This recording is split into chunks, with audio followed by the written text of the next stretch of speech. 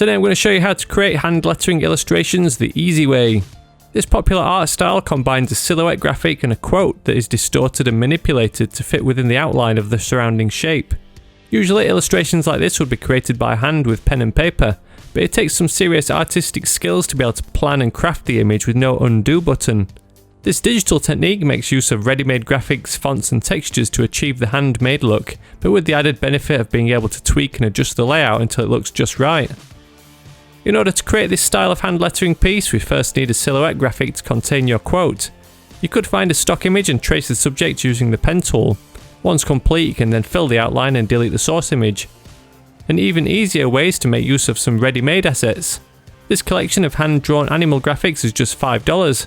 It contains the bear image I'm working with in this tutorial, plus a selection of other animal graphics that may suit different quotes. Click the link below to pick it up yourself, and get up to 50% off your cart total if you check out with additional items too. The illustrations are even supplied in vector format, but I'm just using the basic PNG graphic of image number 2. Select the crop tool and draw around the image.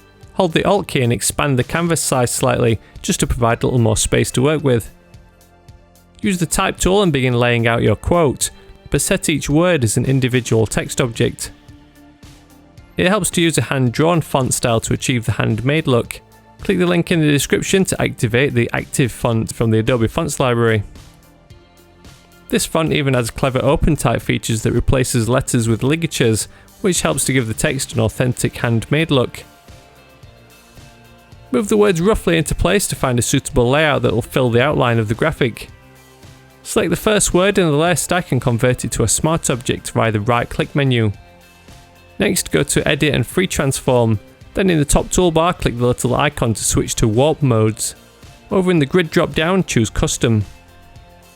Make sure the number of rows is set to 1, but the number of columns can be adjusted depending on the size of the word.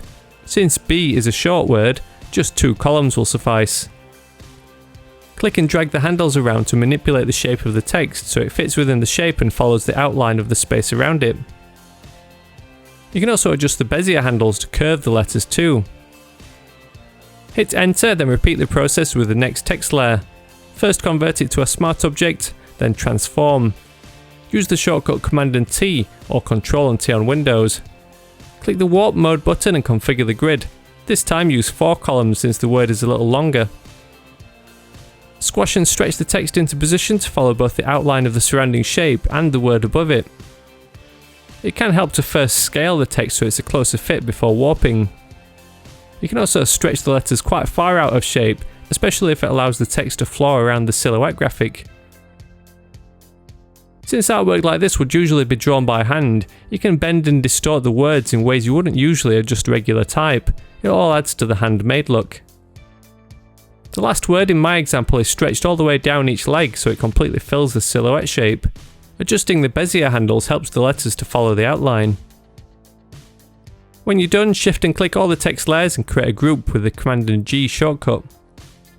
Double click this group and alter the knockout method to shallow, then reduce the fill value to 0.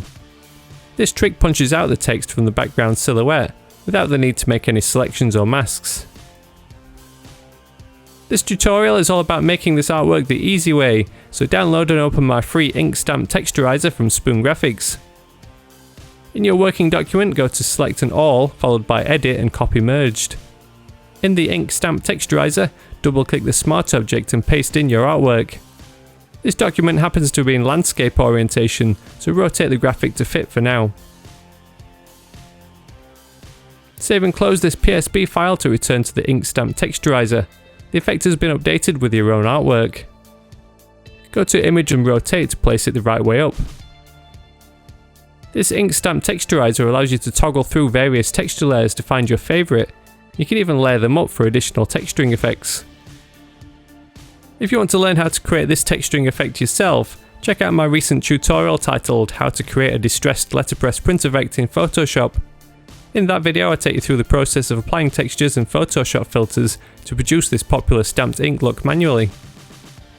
The final result is a hand-lettered style quote illustration that looks like it could even have been made from a woodcut print with the help of those ink stamp texturing effects.